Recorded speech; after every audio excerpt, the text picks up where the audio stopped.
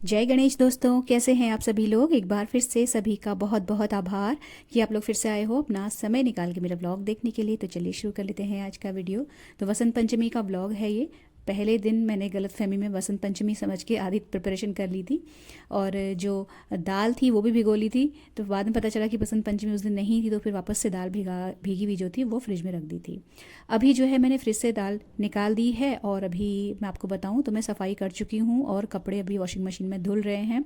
इसके अलावा ये सब्जी रात की है, लास्ट नाइट की, जो मैंने बचा के रखी हुई है कचौड़ी के साथ खाने के लिए। मेरे हस्बैंड को थोड़ा रसे की सब्जी चाहिए होती है, तो वो रात वाली सब्जी बची हुई है वो फ्रिज से बाहर निकाल दी। वॉक पे मैं नहीं गई थी। क्लीनिंग करने के बाद बेसिक थोड़ा बहुत जो लॉन्ड्री वगैरह काम है वो निपटाया है। उसके बाद जब वॉक पे नहीं जाती हूँ तो काफ़ी सारा समय बच जाता है, तो फिर मैं उसको यूटिलाइज़ करती हूँ सेल्फ केयर करने में। तो वही अपना फेवरेट बेसन वाला फेस पैक बना रही हूँ। तो उसमें बेसन डाला है, थोड़ी सी हल्दी डाली है और इसके अलावा इसमें जाएगा थोड़ा सा शहद। शहद के अलावा इसमें जाएगा अपना ये नींबू का रस और दही। तो दही का काम है यहाँ पे कंसिस्टेंसी को ठीक करना। अगर जैसे कई लोगों को यहाँ पे ना नींबू से एलर्जी भी रहती है स्किन पे, इवन कई लोग खा भी नहीं पाते हैं नींबू। अगर कोई एलर्जिक है तो यहाँ पे टमाटर का जूस भी डाल सकता है, अदरवाइज़ दही अपने आप में काफ़ी है। बहरहाल नींबू जो है एक तरीके से ब्लीच का काम करता है। आपको अगर आप रेगुलर ब्लीच करते हैं तो छोड़ दीजिए ब्लीच करना, ये वाला फेस पैक लगाइए हफ्ते में 2 बार, आपको ज़रूरत नहीं पड़ेगी। नेचुरल वे में सारा जो टैन है ये निकाल देता है। जो भी हम चाहे हम धूप में जाएं चाहे ना जाएं, जो भी स्किन के ऊपर एक लेयर सी आ जाती है ना, आप इसको लगाओगे 2 से 3 यूज़ में ही आपको स्किन का जो टोन है 1 या 2 शेड लाइटर लगेगा। तो ये तो खैर मेरा फेवरेट है। झुर्रियों के लिए भी बहुत अच्छा है और रंगत के लिए तो अच्छा है ही। इसके अलावा बहुत सारी जैसे ब्रेकआउट्स वगैरह होते हैं ना, मेरी स्किन थोड़ी सी ऑयली है तो मेरे लिए बिल्कुल पर्सनल फेवरेट है। अगर आपकी स्किन ऑयली नहीं है, ड्राई है, तो आप नींबू मत डालिएगा, उसकी जगह कुछ और यूज़ कर लीजिएगा। तो यहाँ पे ना चाय मेरी बन रही है, सुबह की पहली चाय। और जिस दिन मैं घूमने नहीं जाती उस दिन मैं चाय पी लेती हूँ, क्योंकि खाली रहता है ना टाइम, तो लगता है कि चलो बैठे हैं तो चाय पी लेते हैं। तो ये फेस पैक लगाने के बाद थोड़ी देर के लिए मैं इसको ड्राई होने के लिए वैसे भी छोड़ती हूँ, सीधे काम पे नहीं लगती, जिससे कि थोड़ा सा अच्छे से थोड़ा सा ड्राई हो जाए। और उसके बाद फिर जब ये सूखने लगता है उसके बाद मैं अपने कामों में लग जाती हूँ। तो पोछा जहाँ तक मैं आपको बताऊँ तो आधे घर में ही मैं लगा पाई थी अभी पोछा, और अभी आधा बचा हुआ है। तब तक मेरे हस्बैंड का कॉल आ गया था कि वो घर पहुँच रहे हैं, तो फिर मैंने सीधे पोछा वोछा छोड़ा और चाय चढ़ाई। और उसके बाद फिर मैंने फेस पैक लगा के फेस पैक बना के फेस पैक लगा रही हूँ। और कपड़े बराबर धुल रहे हैं अभी। दो आज मतलब 2 लॉट कपड़ों का था, 2 बार लगेगा मशीन में और उसके बाद जो है वो फैलाए जाएंगे। तो यहाँ पे फेस पैक का काम डन होने के बाद चाय छानी है, चाय पी और उसके बाद वापस से क्लीनिंग का काम मैंने शुरू कर दिया था। तो ये जो चाय की पत्ती है, अगर आप लोग भी करते हैं ऐसा तो मुझे बताइएगा। चाय की जो पत्ती होती है इसमें जो अदरक वगैरह का जूस आया रहता है ना, इसको मैं इस तरीके से देखिए चम्मच से निचोड़ती हूँ। इसका फ्लेवर बहुत अच्छा आता है चाय में। और जो जहाँ पे चाय बनती है ना, चाय की जो टपरी होती है वहाँ पे भी आप देखिएगा हमेशा ऐसे ही करते हैं वो लोग, चाय पत्ती को निचोड़ते हैं जिससे कि उसका जो फ्लेवर है वो अच्छे से आ जाए। वही मैं भी करती हूँ। और सीरियसली इससे बहुत अच्छा सा जो अगर उसमें अदरक वगैरह बची रहती है ना, तो उसका जो जूस है वो चाय में प्रॉपर आ जाता है। किचन के नए डस्टर जो है मैं डेली चेंज कर लेती हूँ, इस वक्त पे वो निकाल देती हूँ। और जो पुराने डस्टर हैं वो नहाते समय में गर्म पानी से, अच्छे तेज़ गर्म पानी से उनको धो लेती हूँ, तो बढ़िया साफ़ हो जाते हैं। मेरे जो किचन का सिंक है उसमें ऐसा गर्म पानी की सुविधा नहीं है, नहीं तो यहाँ पे भी धुल सकते थे वो, तो फिर मैं उनको बाथरूम में ही ले जाके साफ़ करती हूँ। इसके बाद बचा हुआ जो एरिया था पोछे का वो सारा करा और वापस से मैंने बैठ के पोछा लगाना शुरू कर दिया है, क्योंकि मुझे बिल्कुल भी आदत नहीं रही अब वाइपर से या वो जो मॉप होता है उससे पोछा लगाने की। बैठ के मैंने पहले प्रैक्टिस शुरू करी थी कि एक तरीके से जैसे कई लोग कहते हैं ना पीसीओडी और ये अपना पेल्विक वाले एरिया की मजबूती के लिए आपको मलासन करना चाहिए, तो ये एक तरीके का मलासन ही है। इनफैक्ट मलासन के भी बहुत सारे बताए जाते हैं, उसके भी बहुत सारे वेरिएंट्स होते हैं उसमें, जिसमें एक होता है कि मलासन के पोज में बैठ के ही चलना। तो वो स्त्रियों के लिए, औरतों के लिए बहुत ज़्यादा अच्छी एक्सरसाइज है। तो वो बजाय उसको करने के बैठ के पोछा लगाना अपने आप में एक तरीके का एक्सरसाइज ही हो जाता है। आप मलासन के ही पोज में पूरा घर में आप चल रहे हो इसी तरीके से बैठ बैठ के आगे पीछे होके, तो ये एक बहुत अच्छा एक्सरसाइज अपने आप में ही हो जाता है। और बीच में मुझे लग रहा था कि मेरे को बैठ के झुक के पोछा लगाने से शोल्डर पे ना हुआ हो, तो वो फ़िलहाल अभी तो मेरा है नहीं, तो मैं आराम से फिर से बैठ के पोछा लगाने लगी हूँ और बहुत मुझे रिलीफ मिलता है। पहले मैं बिल्कुल भी बैठ नहीं पाती थी, मतलब जैसे आजकल मैं बहुत सारी लेडीज़ को देखती हूँ, वही हाल मेरा भी हो गया था, मतलब बैठने के लिए मुझे ऊँची जगह चाहिए होती थी। तो फिर ये लगा यार अभी तो कोई एज ही नहीं है, अभी तो मतलब 40 में पहुँचे हैं और अभी से यह हाल है, तो 50 पार करते करते तो घुटने बिल्कुल ही ख़राब हो जाएंगे। तो ये सोच के फिर मैंने धीरे धीरे प्रैक्टिस करनी शुरू करी, एक कमरा आधा कमरा ऐसे करते करते करते एक से दूसरा कमरा, दूसरे से तीसरा कमरा, ऐसे मैंने प्रैक्टिस करी ना, तो आज की डेट में मैं पूरे घर में ईजिली बैठ के पोछा लगा लेती हूँ। और जो वो एरियाज़ होते हैं जहाँ पे पोछा अंदर से हाथ अच्छे से नहीं जाता सोफ़े के नीचे या बेड के नीचे, वहाँ पर मैं वाइपर की हेल्प लेती हूँ। पोछा लगाने के बाद फिर मैं कपड़े जो धो रही थी उनको फैला के आई छत पे, और उसके बाद फिर मैं गई नहाने के लिए। तो आज बसंत पंचमी है, पीले कपड़े पहनते हैं, शुरू से घर में चला आया तो पीला सूट निकाला वो पहना। इसके अलावा भगवान जी के जो बर्तन होते हैं पूजा वाले, वैसे वो रेगुलर बेसिस पे ही मैं साफ़ करती हूँ, लेकिन जो कुछ बड़ी जिस दिन बड़ा त्यौहार का दिन होता है उस दिन सारे ही जितने भी पीतल और तांबे के मेरे मंदिर के बर्तन हैं वो सबको निकाल के मैं अच्छे से साफ़ कर लेती हूँ। तो इसमें मैंने पीताम्बरी लगा के छोड़ दिया था नहाने जाने से पहले, तो अभी तक जो पीताम्बरी है वो अपना काम कर चुकी है और अब इसमें ज़्यादा ज़ोर नहीं लगाना पड़ेगा, आराम से सारे बर्तन बढ़िया से चमक जाएंगे। इतने में मेरे हस्बैंड जो हैं वो भी चाय पी के आ गए थे। चाय पीने के बाद वो फिर दूध लेने चले जाते हैं और मैं अपने और कामों में लग जाती हूँ। तो यहाँ पे देखिए जो बर्तन है ना पीताम्बरी लगे हुए, ज़्यादा इनमें बिल्कुल भी आपको हाथ से ताकत नहीं लगानी पड़ती है, पीताम्बरी अपना काम कर लेती है, सारा मैल कट जाता है। इसके अलावा पीताम्बरी से कई बार हाथ फटने की प्रॉब्लम भी होती है, वो भी कम हो जाती है, क्योंकि आपने बेसिकली पीताम्बरी ज़्यादा देर आपकी स्किन के टच में रही नहीं, आपने लगा के छोड़ दिया था, उसके बाद एक हल्का सा हाथ मारा और उसके बाद सीधे पानी से धो दिए थे बर्तन। तो जो पीताम्बरी वाला जो साइड इफेक्ट होता है ना स्किन पे, वो भी कम होता है। इसके बाद फिर मैंने पूजा के बर्तन धो के उल्टे करके रख दिया। उसके बाद जो ये दाल है इसको पहले पीस लेती हूँ। ये कचौड़ी के लिए दाल मैं पीस रही हूँ, और जो दाल वाली कचौड़ी होती है, साइड में पानी गर्म हो रहा है आटा लगाने के लिए। तो इसको देखिए इस तरीके की कंसिस्टेंसी में मैंने पीसा है। थोड़ा सा इसमें भी बीज जो हैं दाल के वो ज़्यादा दिख रहे थे, तो फिर मैंने थोड़ा सा पानी इसमें और ऐड किया और इसको एक बार और पीसा। तो थोड़े बहुत भी अगर दाने जैसे दाल के रहते हैं तो वो कचौड़ी में आते हैं तो बुरे नहीं लगते, अच्छे ही लगते हैं, कुरकुरी सी हो जाती है। लेकिन ज़्यादा अगर बीज या दाने मुंह में आते हैं तो फिर वो उतना अच्छा टेस्ट नहीं आता, थोड़ा दरदरा दाल का जो पेस्ट है वो तो अच्छा लगता है। तो दाल पीसी और इसके बाद जो है ये दाल वाली कचौड़ी है, बहुत ही रेयर ही बनती है। इनफैक्ट आपने देखा होगा मैं बहुत ही कम जो ये कचौड़ी पूड़ी पकौड़ी और ये सब चीज़ें फ्राइड बहुत कम बनाती हूँ, बहुत ज़्यादा हम लोग को पसंद भी नहीं है, और वैसे भी थोड़ा सा तेल अवॉइड करने के लिए भी नहीं बनाती। और कभी कोई त्यौहार तीज त्यौहार होता है तो फिर बहुत दिन तक कोई चीज़ नहीं बनती, तो उस दिन स्पेसिफिकली त्यौहार की वजह से बन भी जाती है और मन भी करता है खाने का। तो ये जो दाल है देखिए बहुत टाइट टाइट पीसनी पड़ती है कचौड़ी के लिए, बहुत सारे लोग कचौड़ी दाल की बनाते हैं। अब ये जो पेस्ट है इसको कई लोग आटे में ही गूंद लेते हैं, एक तरीका तो ये है, और एक तरीका ये है कि इसकी स्टफिंग बना ली जाए। तो मैं फ़िलहाल स्टफिंग बनाने के बाद इसकी कचौड़ी बनाऊंगी। तो जो दाल है उसको मैंने खूब टाइट टाइट पीसा, कम से कम पानी डाल के। इसके बाद मैंने इसमें 1 चम्मच धनिया पाउडर डाला है, घर का पिसा हुआ। हींग डाली है अच्छी खासी मात्रा में, आप आधा चम्मच मान के चलो। इसके बाद इसमें दरदरा कुटा हुआ सौंफ का पाउडर जाएगा। सौंफ का जो पाउडर है वो एक्चुअली पाउडर नहीं होना चाहिए, यहाँ पे दरदरी पिसी हुई सौंफ होनी चाहिए, अच्छी मोटी दरदरी पिसी हुई सौंफ। और अगर फ्रेश पिसी हुई है तो बहुत ही अच्छी बात है, क्योंकि पीस के रखो सौंफ को ना तो कुछ टाइम बाद इसकी जो खुशबू है उतनी अच्छी बरकरार नहीं रहती है। 3 बड़े चम्मच भर के मैंने इसमें सौंफ का दरदरा पाउडर डाला है और कुटी हुई मिर्च का पाउडर डाला है। इसके अलावा इसमें ढेर सारी अदरक जाएगी, हरी मिर्च और हरा धनिया भी यहाँ पे ऐड किया जा सकता है, लेकिन मैंने इसलिए नहीं डाला क्योंकि नॉर्मली जब हरा धनिया वगैरह डालो ना तो थोड़ी देर बाद वो पानी छोड़ता है या मॉइस्चर छोड़ता है, तो ये दाल गीली हो जाती है, उसके बाद कचौड़ी बनने में बहुत प्रॉब्लम होती है। और उसका सबसे ज़्यादा नुकसान ये होता है कि जो तेल होता है वो ख़राब हो जाता है, क्योंकि जो कचौड़ियाँ वो फूटने लगती हैं और सारा जो मिक्सचर है अंदर का जो स्टफिंग है वो तेल में चला जाता है, तो फिर तेल भी ख़राब होता है। तो इसलिए जो है ज़्यादा रिस्क नहीं लेती मैं, सिर्फ इतनी ही चीज़ें ऐड करती हूँ। अच्छा, यहाँ पे मैं आपको एक छोटा सा हैक बताती हूँ। अगर आपकी दाल गीली हो भी गई है इनकेस, तो आप क्या कर सकते हो कि जो सूखी दाल होती है ना, सूखी उड़द की दाल, उसको आप सूखा ही पीस के उसका पाउडर बना सकते हैं और उस पाउडर को इस पेस्ट में ऐड कर लेंगे तो आपकी दाल टाइट भी हो जाएगी और फ्लेवर से भी आपको कॉम्प्रोमाइज़ नहीं करना पड़ेगा। क्योंकि मुझे आइडिया है तो मैं नहीं करती, लेकिन शुरुआत में मैं ऐसे कर लिया करती थी। इसके बाद नमक वाला ढीला ढीला आटा गूँधा और फिर मैंने करी पूजा। तो आज सरस्वती मैया की पूजा होती है आज के दिन, और बच्चे जब तक घर में थे तो वो लोग आज के दिन पूजा करते थे मंदिर में बैठ के, अपनी किताब लेके यहाँ पे रख देते थे और उसमें अक्षत रोली और कुमकुम वगैरह लगा के वो लोग श्लोक पढ़ते थे सरस्वती मैया का।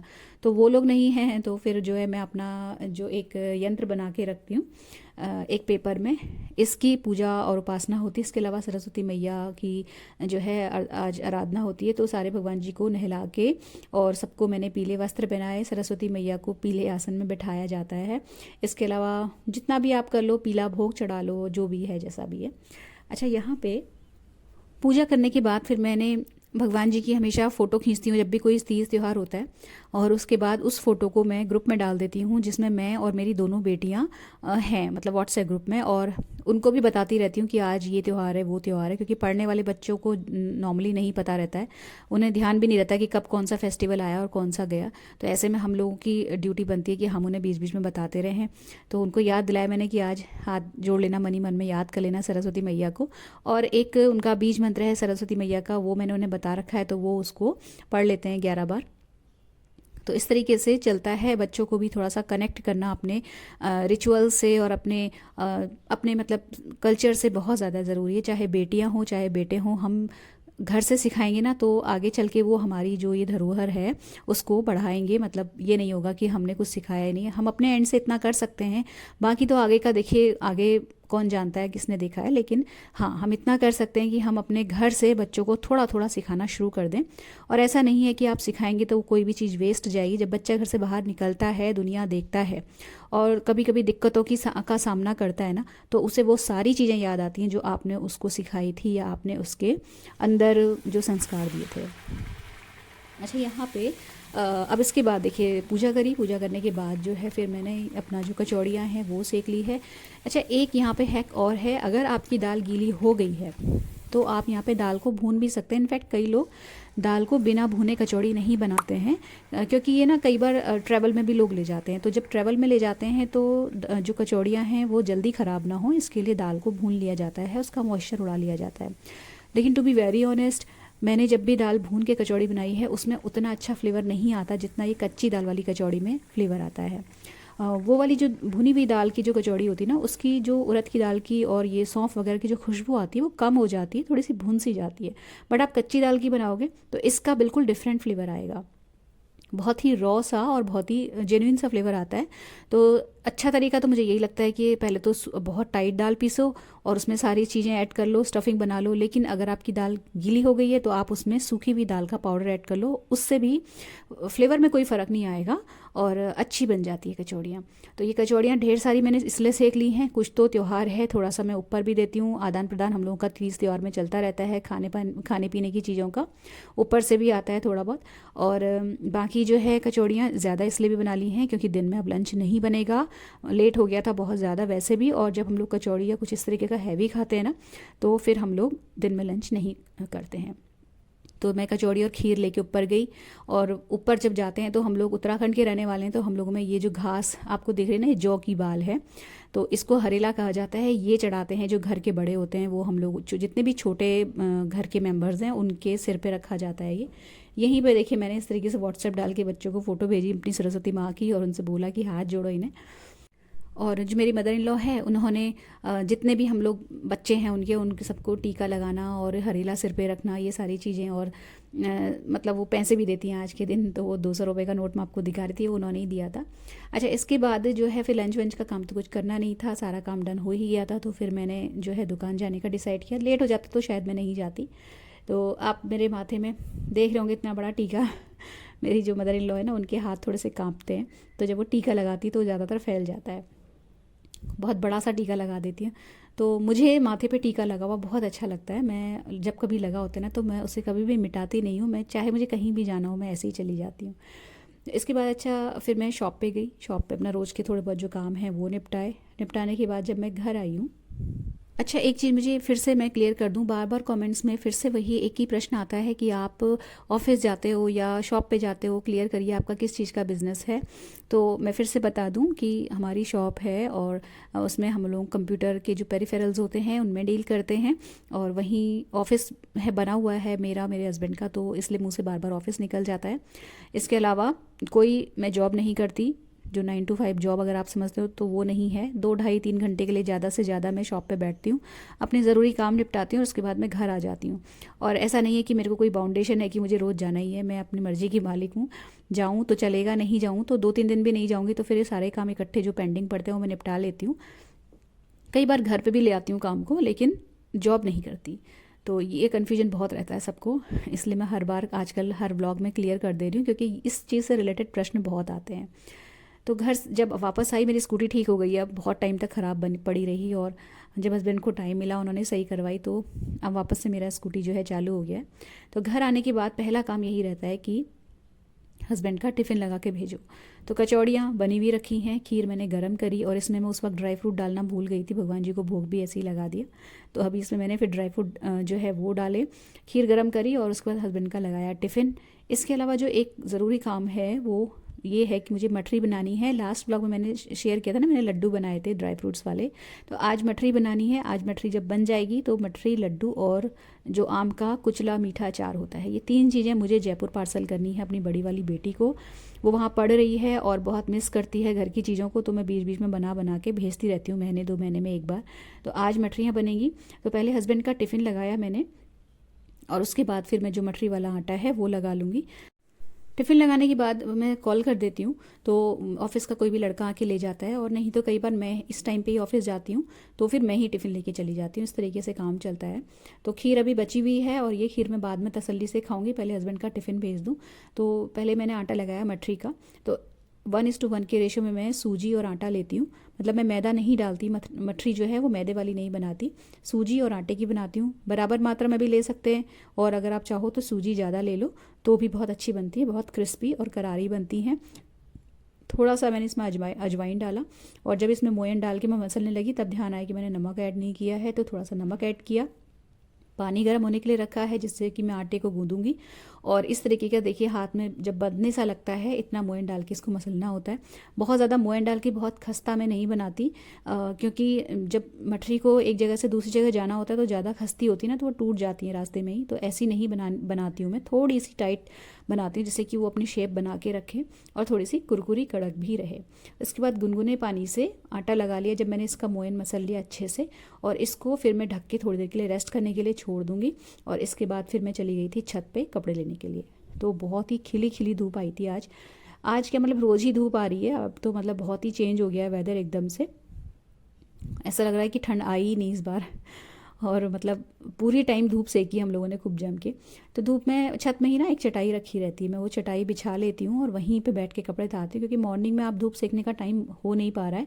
और इस वक्त जो 3 बजे 3:30 बजे 4 बजे वाली जो धूप रहती है ना, वो बिल्कुल माइल्ड सी रहती है, और उसको सेकते समय ऐसा नहीं लगता कि बिल्कुल जल भुन रहे हैं हम लोग। और बहुत अच्छी सी धूप भी मैं 1 घंटा 1.25 घंटा तक सेक लेती हूँ। जब भी मुझे मौका मिलता है ना फ्रेंड्स, अगर मैं खाली हूँ और धूप आ रही है तो मैं धूप में ज़रूर बैठती हूँ। और मैं आप लोगों से भी यही बोलूँगी कि ये जो फ्री में नेचर गिफ्ट बांट रही है ना, इसका ज़रूर फ़ायदा उठाइए। घर के अंदर रजाई में घुस के बैठने से और हॉट वाटर बैग लगा के बैठने से अच्छा है कि धूप में बैठ जाओ थोड़ी देर के लिए। और मैं पर्सनली आपको बताऊँ तो मैं अपना जो अपनी संगत है उसको बहुत एंजॉय करती हूँ।